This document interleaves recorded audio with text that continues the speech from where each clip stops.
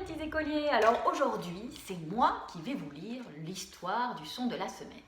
Après tout, l'école est fermée, mais je me suis dit que je pouvais quand même continuer à vous lire des histoires. Alors, il y a 2 semaines, vous avez fait le dessin du son ne. La semaine dernière, vous avez fait le dessin du son de, dindon. Et cette semaine, vous allez écouter puis dessiner l'histoire du son P. Alors, vous vous installez confortablement, vous laissez papa et maman tranquilles, et attention, top départ, c'est parti. La plume mystérieuse.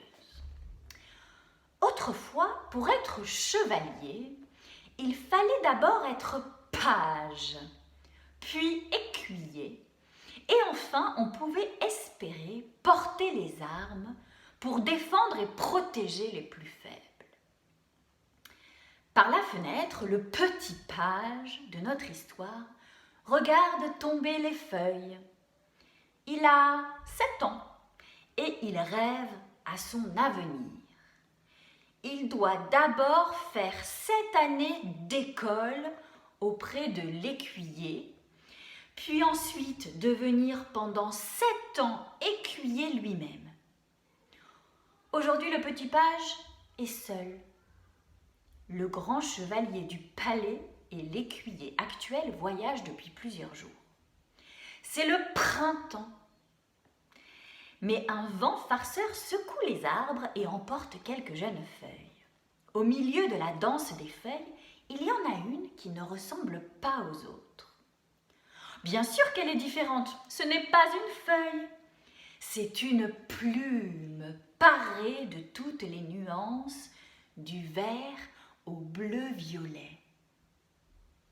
Le petit page descend dans le jardin pour mieux la voir.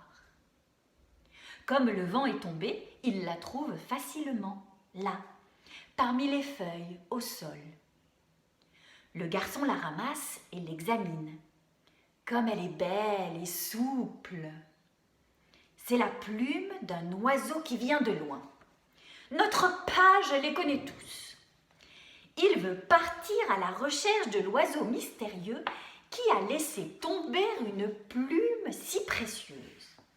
Il la lance en l'air et décide d'aller là où elle tombera. La plume se pose sur son nez. C'est alors que l'enfant remarque un nid posé sur une branche d'arbre à hauteur de son visage. « Tiens, c'est nouveau, se dit-il. » Le nid contient 3 œufs, un jaune, un rouge, un bleu. Tandis que notre ami caresse le premier œuf, un oisillon d'or perce la coquille, sort sa tête et pépit.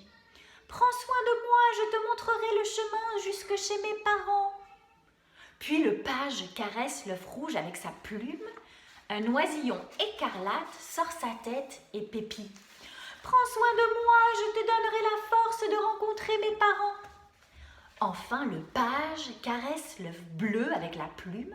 Un oisillon bleu d'azur sort la tête et pépit. « Prends soin de moi, je t'apprendrai le chant pour apaiser mes parents. » Le garçon leur donne des vers et les caresse de sa plume. Les petits grandissent très vite et 3 jours plus tard, l'oiseau jaune s'élance vers le ciel pour montrer la route.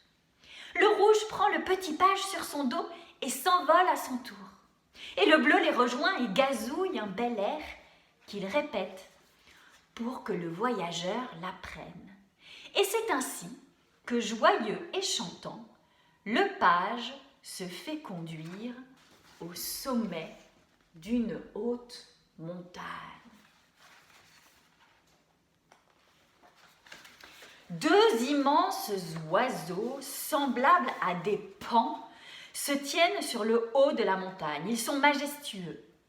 Ce ne sont pas vraiment des paons, car en plus d'une immense queue en panache, ils ouvrent et agitent de larges ailes d'aigle. Le petit page prend un peu peur devant l'allure princière et imposante des parents. Les 3 oisillons l'auraient-ils emmené pour servir de nourriture à leurs parents? Ah non, ce n'est pas possible. Ses amis oiseaux n'ont pas pu le tromper à ce point. Il ne veut même pas y penser et n'ose prononcer un seul mot. Les parents, surtout celui qui semble être le père, s'impatientent et battent des ailes de plus en plus fort. L'oiseau rouge alors se rapproche du page avec chaleur. L'oiseau bleu lui rappelle l'air appris pendant le voyage et l'oiseau jaune l'encourage à chanter. Le page parvient alors, avec peine d'abord et puis avec aplomb, à fredonner un bel air en chantant.